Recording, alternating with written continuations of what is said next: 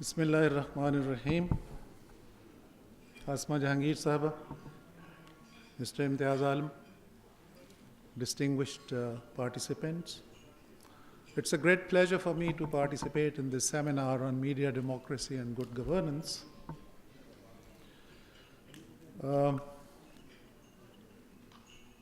Normally these days particularly, when people speak about foreign policy of Pakistan, I try to simplify matters by telling them that let us set our own house in order and the foreign policy will take care of itself. If we do not resolve our internal problems, we cannot really have an effective foreign policy. Because foreign policy is a reflection of the respect that a country enjoys in the world. And unfortunately, that is a scarce commodity for Pakistan these days. The topic that has been given to me is Pakistan and its neighbors, but I will talk only of three countries.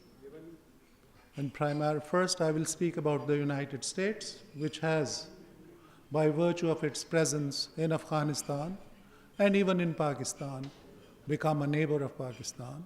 Then we'll speak briefly about Afghanistan, and then I'll come to India. First of all, the United States. Let me say at the outset that Pakistan, should continue its policy of friendly cooperation with the United States. Notwithstanding the complaints that we may have, and there are many, and I will advert to those later on, we must not pursue hostile or confrontational policies with the United States, which is today the sole superpower, and a confrontation can only result in problems and isolation of Pakistan. Such policies would run counter to our national interests, would make us more vulnerable in political, diplomatic, military, and economic terms. As such, I am not an advocate of a change in the direction of our policy, but I do believe that there are a number of areas where we require a clearer enunciation of the policy and also to clearly state what Pakistan expects from this relationship. It should not be a relationship of a donor and a client where the client has to do everything that the donor or the dominant state wishes it to do. I would also like to draw attention to certain inherent contradictions in the American policy objectives in Afghanistan and in Pakistan, and the different perspectives that we bring to bear on our respective attitudes. Is there any system here where we cannot speak on cell phones? Excuse me, sir. If you want to speak on a cell phone, could you perhaps go outside and talk?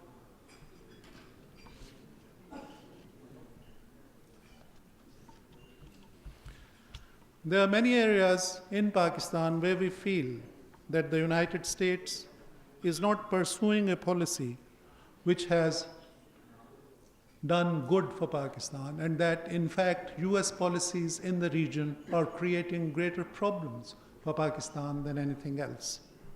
My intention is not to ascribe blame, but to examine the issue as dispassionately as possible from a Pakistani perspective. First of all, the US shows a lack of trust in Pakistan because it believes that Pakistan is playing both sides of the coin, particularly in Afghanistan.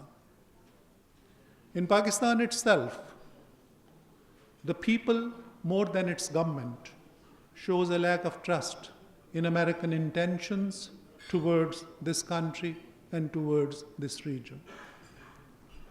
Let us look at the situation as it obtains today. First of all, Pakistan is accused of providing safe havens to the Afghan Taliban and allowing them to cross from and into Afghanistan. The NATO forces and the United States claim that the Afghan Taliban cannot be eliminated from Afghanistan as long as Pakistan continues to provide safe havens for them. To my mind, such declarations are disingenuous, to say the least. They are self-serving, and they seek to shift the blame for the failures of the US and coalition policies to Pakistan. It is clear today, for example, that the Taliban are operating hundreds of miles inside Afghanistan. And if they can operate in the north of the country without being interdicted or without being captured, they do not really need sanctuaries in Pakistan and are firmly embedded in the local populations. And they have established relationships within the local populations which provide them sanctuary and refuge. But let us assume for a moment that the Afghan Taliban do have safe havens in Pakistan, particularly in Fata. Such havens would not serve any purpose if the borders between the two countries were to be sealed, because then there would be no possibility for the Taliban to cross over into Afghanistan. And protecting borders is a shared responsibility of both sides, of Pakistan as well as Afghanistan. However, the entire responsibility and the onus is conveniently placed on Pakistan to ensure that not a sparrow flies across a border which is 2,500 kilometers long, which is extremely difficult and hostile, and which cannot be controlled. When Pakistan proposed the construction of a fence on the border, it was Mr. Karzai himself and the Afghan government which most vociferously opposed the construction of the fence and declared that they wanted open borders with Pakistan. Now, open borders with Pakistan also carry the possibility that people will keep crossing those borders, and they do.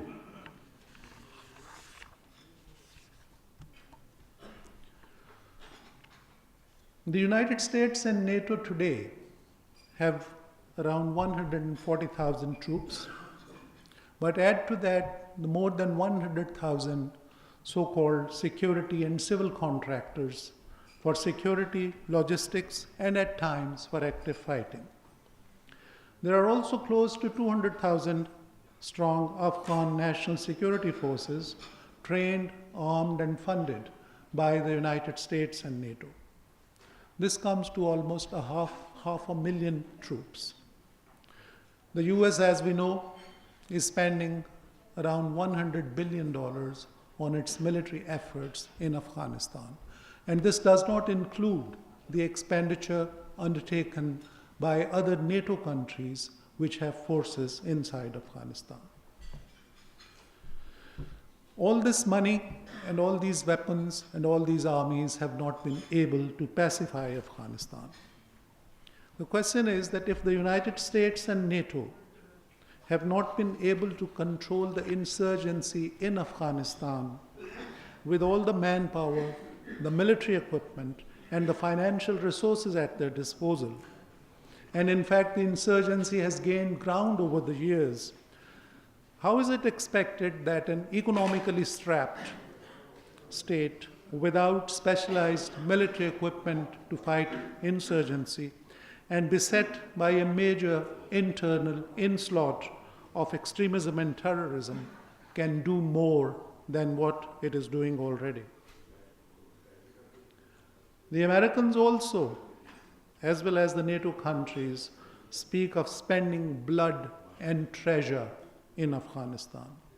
This does not resonate well in Pakistan because clearly, first of all, the US and NATO are fighting in Afghanistan for their own national agendas. It is not for the love of the Afghan people or the Pakistani people that the NATO and US forces are in Afghanistan.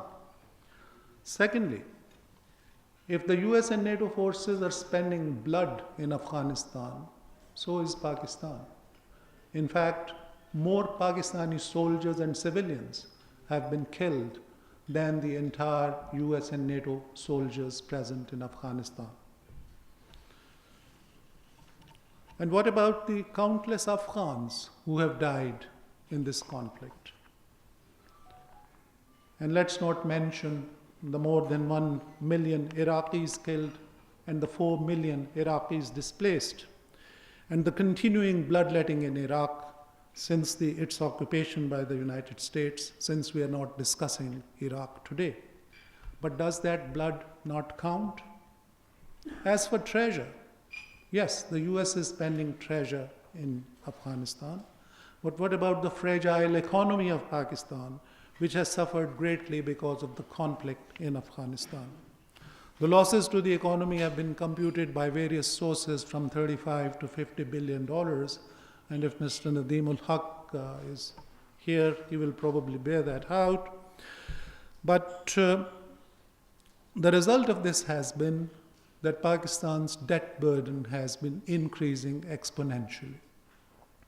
Today, our debt is more than $100 billion, and debt servicing has become the largest drain on Pakistan's economy, its budget, and its fiscal resources.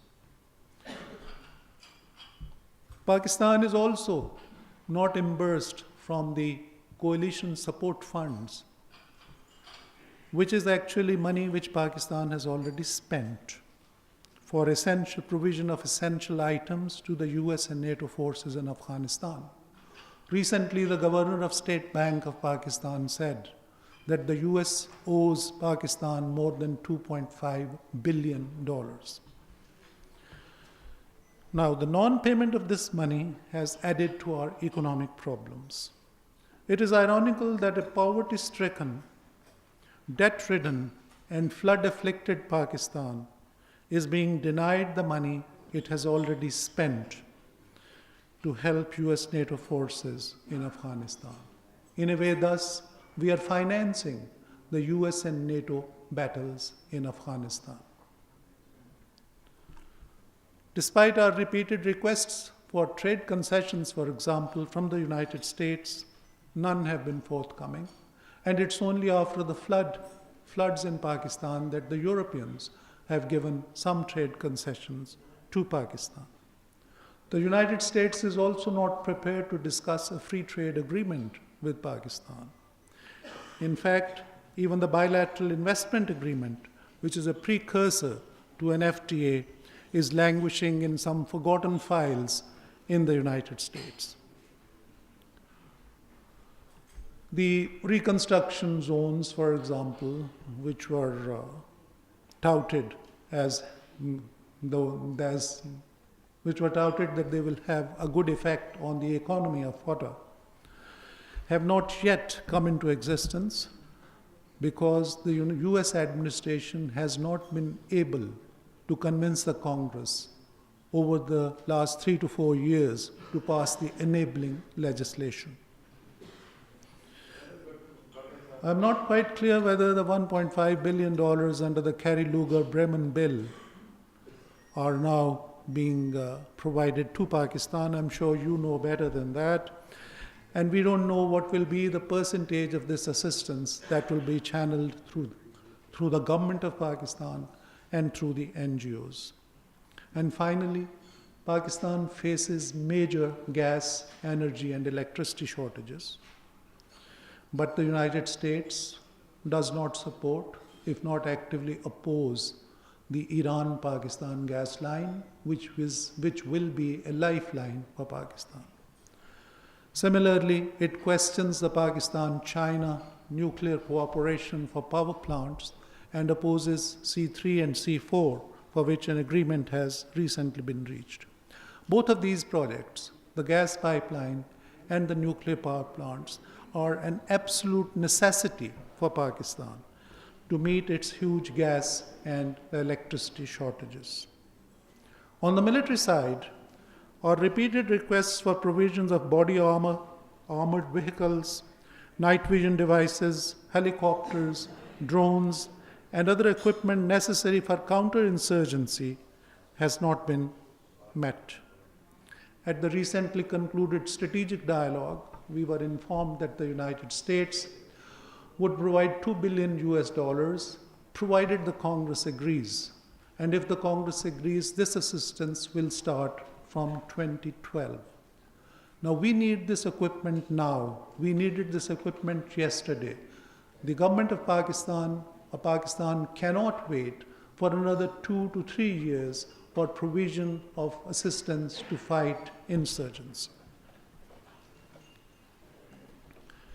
The problem today boils down to this. The United States wants Pakistan to take on the Afghan Taliban holdup in North Waziristan so that the United States and Karzai can negotiate with the same Afghan Taliban from perhaps a relative position of strength. While we are being asked to fight the Afghan Taliban, President Karzai, with American blessings, is willing to give them a share of power in Afghanistan. Does that make sense for Pakistan? Because if we take and go down this policy line, then we will be destroying our relationship with Afghanistan on a permanent basis, since the Northern Alliance is already anti-Pakistan. Then there are certain statements which come, for example, the US Secretary of State declared on television that if the Times Square's bomber had been successful in blowing up his vehicle, there would have been grave consequences for Pakistan. Later on, we learned that the United States has already identified 150 targets or so which could have been bombed if the terrorist attack had succeeded. What are these targets? Are these training camps and sanctuaries? And if so, why is this information not shared with Pakistan so that the two countries can take cooperative action? Or do these targets, as some allege, include sensitive, strategic military installations of Pakistan as well? The United States policy today in FATA is of frequent drone attacks, clandestine cross-border raids by the Afghan commando units trained and led by the United States, according to the revelations by Bob Woodward in Obama's wars, helicopter-borne raids by NATO forces claiming the right to hot pursuit, demands on Pakistan to attack North Waziristan, and some veiled threats that if Pakistan does not do the job, the US might have to do it itself. Does the United States intend to extend the war to Pakistan also, having failed in Afghanistan? And does it hope to succeed in that war? And if so, where will this war end? What are we to make of all this? And I'm not referring, of course, to other suspicions regarding, which is a general suspicion in Pakistan, whether it is based on facts or not is immaterial, that the United States is not happy with Pakistan's nuclear weapons and will try to take them out at the first opportunity. The fact that many security agencies like XC, DINCOR, and others are operating in Pakistan and nobody really knows what they are doing. The fact that the United States is building the largest embassy probably in the world in Pakistan, in Islamabad. These are things which individually may not create problems, but when taken collectively, they create an ambience of suspicion. So what are we to make of all this? Is this how the United States plans to win hearts and minds of the Pakistani people? Is this the way a frontline ally should be treated? And is this the way strategic relationships are established? By way of comparison, and since President Obama is in India, you're all aware of what's going on there, the United States is going out of its way to prop up India as a future world power. Is that because India is being set up as a surrogate of the United States in the region and in the Indian Ocean to contain China? I'm asking these as questions, but they are mostly rhetorical questions, and you know the answers to these. And where does Iran figure in this entire scheme of things? The US needs Iran in Iraq and would like to use Iran in finding a solution in Afghanistan, which could allow the United States to maintain its forces in bases in northern Afghanistan. But it also threatens Iran with aggression and regime change over its nuclear program. We all know that any attack on Iran will be disastrous for this region and for the entire international community, because it will unleash forces of instability in the Middle East, which can pose a major threat to the health of the world economy and to peace and security. It is clear from my narration that the mixed signals emerging from the United States and its contradictory policies are encouraging the insurgents and, to say the least, confusing its friends. It is time for the United States to review and resolve the contradictions in its strategy in Afghanistan, Pakistan, and Iran, and on a larger canvas vis-à-vis India and China, so that this region can become a peaceful region. Now let's talk briefly about what should be Pakistan's policy towards Afghanistan. Pakistan would like to see Afghanistan as a united, sovereign, peaceful, stable, prosperous, and friendly neighbor, because Pakistan's stability is linked to an Afghanistan at peace with itself. And if we do not believe in a peaceful Afghanistan, then we are in for trouble. Pakistan must interact with Afghanistan on the basis of equality and mutual respect. And it is necessary to accept, recognize, and understand that Afghanistan is an independent and sovereign state and is capable of making its own decisions. It is not for Pakistan to try to make decisions on behalf of Afghanistan. We must understand that no country, least of all Afghanistan, likes to be dominated by any other country. Just as Pakistan opposes and rejects any attempt at domination by any country in the region, so do the Afghans. So what is sauce for the goose is sauce for the gander. And finally, we must be aware of our own limitations. We do not have the capacity or the capability of controlling or even influencing events or policies of the government of Afghanistan, whatever its complexion. If tomorrow, for example, the Afghan Taliban come into power, even then Pakistan will not have a say in the policies which are formulated by them. And we have had experience from 1996 to 2001 that the Afghan Taliban were not as friendly towards Pakistan as people perceive them to have been. The concept of so-called strategic depth in today's world is totally outdated, and we must excise these words from our lexicon because they carry negative connotations and arouse suspicions about Pakistan's intentions in Afghanistan. It is also in the interest of Pakistan that there should be a progressive and moderate government in Afghanistan, and the two countries must cooperate to defeat extremist ideologies and their violent proponents. We should not seek, finally, to dictate to Afghanistan the nature of its relationship with any country, including India. India has the right, and so has Afghanistan, to maintain friendly relations with each other. The best we can expect is that Afghanistan, as a friend of Pakistan and as a responsible member of the international community, will not allow itself to be used by a third country to spread instability in Pakistan or provide assistance or refuge to any anti-Pakistani elements. And we must give similar assurances to Afghanistan as well. And finally, Pakistan supports the territorial integrity of Afghanistan and rejects any so-called de facto or de jure partition of Afghanistan that is being bruited about by right-wingers like Ambassador Blackwell and others. Any suggestions for a division of Afghanistan along ethnic lines is a recipe for disaster and for a protracted civil war and further destabilization of the neighboring countries, including Pakistan. Let's now come to India. The basic question is Pakistan's policy India-centric?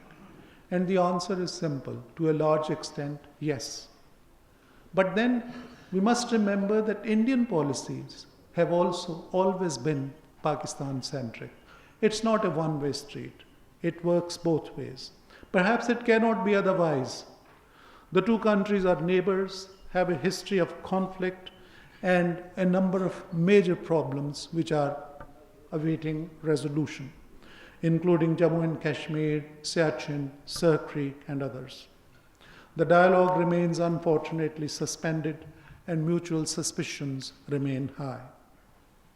I'm sure we are all convinced of the need for peace between the two countries. However, the problems begin when you begin to discuss the resolution of outstanding problems which have stood in the way of cooperative relations between the two countries. Unfortunately, India likes to settle its disputes on its own terms. It is possible to argue that our Indian counterparts think that Pakistan is being obdurate. But then it is always the right of a smaller country to feel apprehensive of a more powerful neighbor and also to insist on the application of the principles of international law and morality in the resolution of disputes.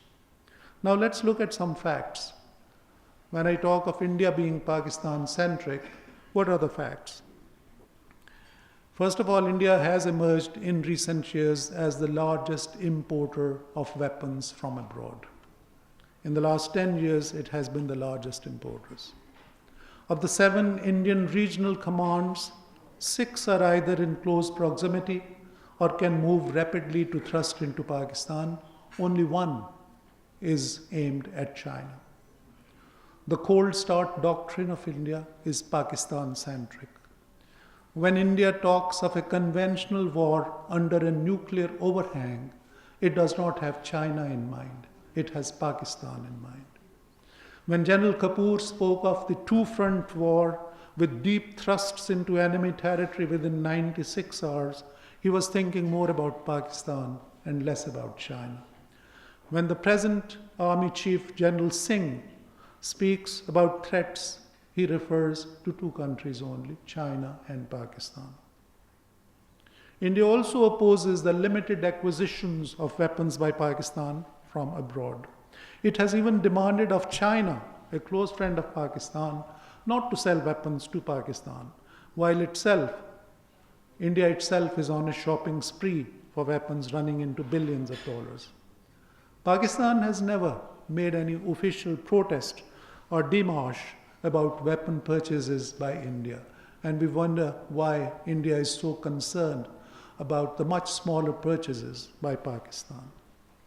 India also opposes the establishment of Chashma 3 and Chashma 4 under IEA safeguards in the full knowledge that Pakistan suffers from huge electricity shortfalls, and these plants have nothing to do with Pakistan's nuclear program, unlike the Indian deal with the United States, which enables India to buy nuclear fuel abroad and preserve its own resources of uranium for its nuclear weapons program.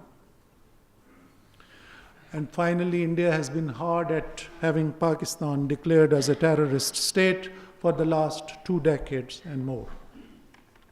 While in our view, a stable Pakistan is essential for the stability of India and the region also, it is not clear whether India has come to the same conclusion.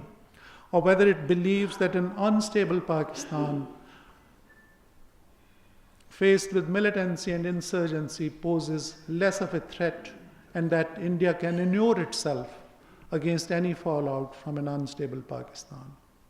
I asked you, if this is not being Pakistan-centric on the part of India, what is? We recognize that India is the largest and the most powerful country in the region. We can also see that it is trying to ride the coattails of the United States to achieve the trappings of a world power. But in my view, India has to understand that its path to greatness lies through the peaceful and just settlement of its problems with its neighbors, including Pakistan. It should not seek to impose its will on its smaller neighbors if it wishes to enjoy respect in South Asia and to emerge from its confines. If India stumbles in its neighborhood, it can hardly aspire to strut successfully on the world stage. Pakistan wishes to normalize its relations with India on the basis of sovereign equality. We would like to resolve disputes over Jammu and Kashmir and all other issues on the basis of the UN Charter, Security Council resolutions, international law, equity, and justice through negotiations. Pakistan, however, is not prepared to accept pressure, threats, and coercion. Hence our desire to resume the dialogue with India on the entire spectrum of the relationship and on all outstanding issues. A few words about the youth intifada in Kashmir, and then I'll conclude. The Kashmiri youth has taken to the streets for the last many months, armed with nothing but their courage and small stones, to protest against the crimes which continue to be committed against the Kashmiri people by the Indian forces. How has India responded? With its accustomed brutality, and the unarmed children of Kashmir are being killed with impunity by the Indian forces, while the world watches passively, without protest and silently. Those few with a conscience in India are in the dock. There are, for example, widespread calls to try Arundhati Roy for sedition because she challenged the official dogma and had the courage to support the call of the Kashmiri people for Azadi. So much for the freedom of thought and expression in India. Writing in The Guardian recently, Indra Sinha asks the question, and I put it to you also. And the question is, when all peaceful attempts at protest are ignored, or worse, crushed, when people who speak up are intimidated, imprisoned, or killed, when laws are twisted, broken, or brushed aside as if they don't matter, what should the people do? And let's add to that, if a people are occupied, humiliated, and suppressed for decades, do they have the right to resist, or is it to be called terrorism? India must recognize that issues cannot be resolved by brutal suppression, because it has other internal insurgencies which are expanding simply because there are efforts to suppress those people, and I refer to the Naxalite insurgency, which has spread to 20 states in India. And finally, a few words on the issue of terrorism. The Mumbai attacks were a despicable and condemnable act of terrorism. So was the attack on Samjhota Express. And these attacks provided opportunity to the two countries to use the anti-terror mechanism which they had established themselves to share intelligence and to ensure that such a tragedy does not strike either country in the future. Unfortunately, deeply ingrained Indian suspicions did not allow that to happen. The anti-terror mechanism was set aside. Instead, we watched accusations leveled against Pakistan, emotional demands for immediate attack on Pakistan and retribution, efforts at coercion, point scoring, and suspension of the bilateral dialogue at a time when the dialogue was extremely essential, more essential than ever. 2 years after the event, the issue is nowhere near closure, and the relations between the two countries remain in suspended animation. I leave this thought with you. Is this how mature and wise nations with nuclear weapons should conduct their bilateral relations? I thank you very much.